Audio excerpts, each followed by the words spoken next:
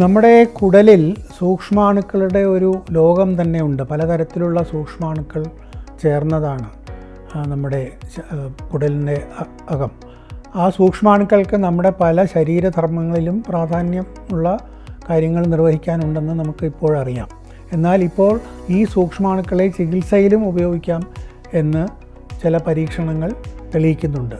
അതായത് നമ്മുടെ ഗട്ട് മൈക്രോബയോമിലുള്ള ചില ജീനുകളെ എഡിറ്റ് ചെയ്ത് അവയെ കൊണ്ട് ഈ നമ്മുടെ ഭക്ഷണത്തിലുള്ള ഓക്സാലിക് ആസിഡിനെ ഇല്ലാതാക്കാനുള്ള എൻസൈമുകൾ ഉൽപ്പാദിപ്പിക്കാൻ അവയെ പ്രാപ്തരാക്കുകയും അങ്ങനെ ഉൽപ്പാദിപ്പിക്കപ്പെടുന്ന ഈ എൻസൈം കൊണ്ട് ഓക്സാലിക് ആസിഡിൻ്റെ അളവ് കുറയുമ്പോൾ അത് ഓക്സാലിക് ആസിഡ് കൊണ്ട് കിഡ്നിയിൽ കല്ലുണ്ടാകാനുള്ള സാധ്യത കുറയ്ക്കുകയും ചെയ്യും.